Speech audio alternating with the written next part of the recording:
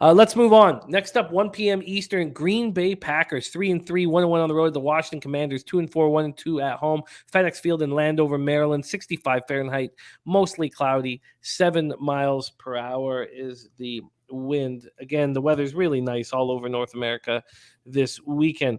Green Bay, Washington. Let's take a look at the line of history here. Green Bay opened up as 4.5-point favorites at minus 106 at Pinnacle. They got up to minus 116. They're now minus 110 right now. Minus 110 from a totals perspective. It opened up at 42 and is now at 41. We go over to the cash flow in this one. 5,031 tickets in. 64% of the tickets, 74% of the cash on Rogers. Then 65% of the tickets and 89% of the cash on the under. Packers coming off a shocking 27-10 loss at home to the Jets. They've now lost consecutive regular season games within the same season for the first time since LaFleur's arrival in 2019. Packers entered Sunday having won 20 of their last 21 home games. Rodgers has started against AFC teams, including 11 straight victories. I mentioned that on the show last week, and the Jets, they're making a lot of believers out there. Getting a lot of believers. Aaron Rodgers, 26-41, 246 yards, 1 touchdown. Robert Tonyan caught 10 passes for 90 yards. Alan Lazard caught 4 for 76 and a touchdown. They were unable to get anything going on the ground. A.J. Dillon, Aaron Jones combined for 19 carries and 60 yards. Their defense that was thought of as elite before the season started could not get stops when they needed them. Zach Wilson only threw 110 yards passing, but on the ground, the Packers were outgained 179-60, and they can't stop the run. And it's shocking that that's the situation. They finished with 2 sacks, 2 quarterback hits. Guard Jake Hansen left with a bicep injury. Wide receiver Randall Cobb injured his ankle, and he's going to miss multiple weeks. He could even hit the IR. And this is an offense. So Cobb, second on the team in receiving yards, right? 257 yards, 4th in targets at 26 and receptions 18. Now, Sammy Watkins missed the last 4 games with a hamstring injury. He's close to returning. So we'll find that out tomorrow, Wednesday's practice. And Watkins looked pretty good in the first 2 games. 6 passes for 111 yards. He could help a lot. Commanders coming off extra rest and prep after snapping their 4-game losing streak with that ugly 12-7 win at Chicago. Wentz, 12 for 22, 99 yards, and injured his finger in the game. He has since had surgery, out 4 to 6 weeks. So Heineke will start against the Packers in Week 7. This is the 4th worst scoring offense in the NFL.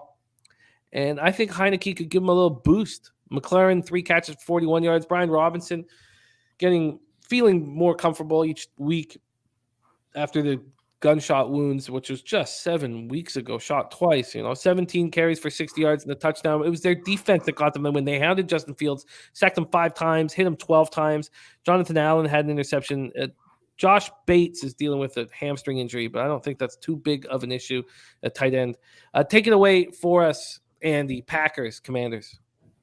Yeah, this game happened last year with and Heineke played in it. It stayed under, but it feels like a spot, and this total has been bet up. There are 40 flats out there on Sunday night, Monday, and I know it's been bet up a little. I trust the market. I believe in the market. It's probably a buy low spot on the Packers offense versus a very beatable defense.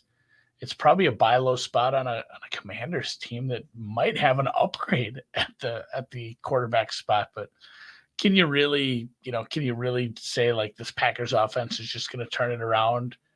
I mean, it's a bounce back spot, but Christ on a bicycle, like it's a bounce back spot, except your quarterback is now carrying an injury and you lost one of the receivers that has gotten a big chunk of the target share. The running backs aren't doing what they said.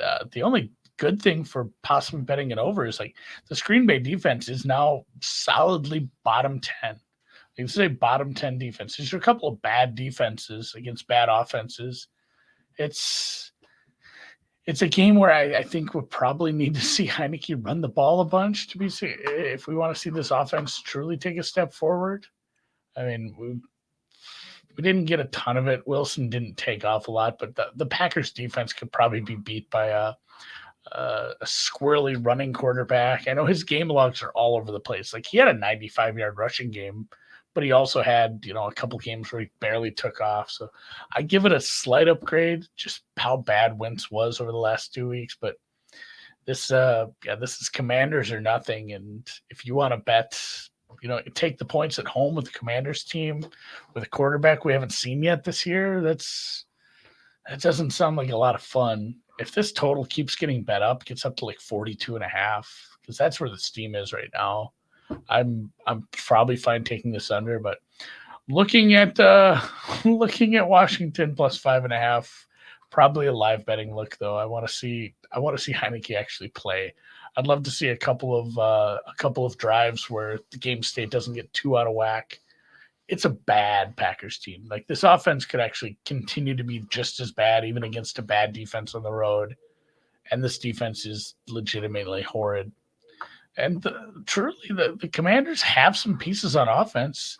I don't know. The coaching part is weird. Like, if the things that Rivera said, like, he was excited about Heineke starting. He said, like, this unlocks some things in our offense. Like, well, why wasn't he the starter then? Why weren't you just playing him?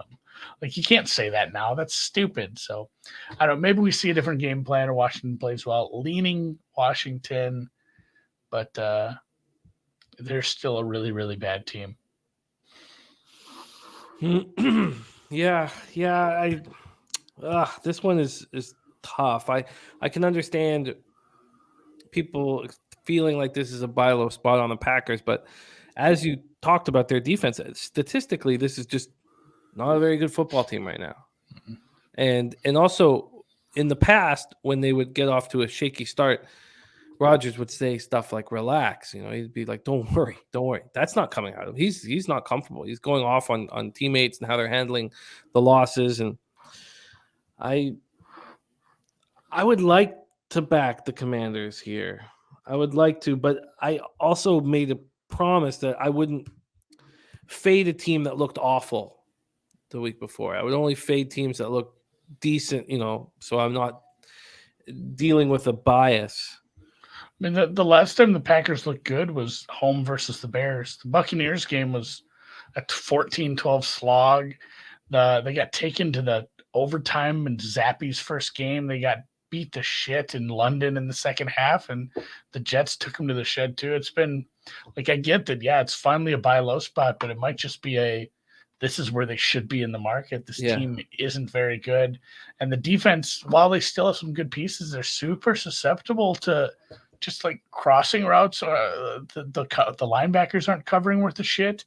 If they want to give Heineke some easy stuff over the middle because he isn't, this cannon, like just Curtis Samuel crossers all day long. Like, you should just be able to dink and dunk your way down the field across the middle on this team. I'm interested in the Commanders. I love your idea. I'm pretty close to betting this team, which look ahead here was like 3.5. I'm interested in your idea if this gets up to 42 or 42.5 to move on the under. I like both of those spots. Coin saying Wentz being out is an upgrade.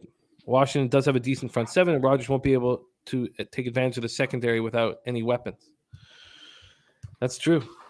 All right. And Papa Call says it was down to 3 in the summer at some place, 3 or 3.5, depending where you shop. I like that. This is exciting. I want to be involved in this game. Harold Williams looking at the under. Let's see if it jumps up right now. Let's see if it jumps up right now. Let's just see what it is over at Bet365 as we speak. 41.5. Oh, we could see it 42. And your number you're looking for is 42.5? Yeah, if it keeps going, I'll have to think about it. I think that's the same bet. Just a fade in the Green Bay offense.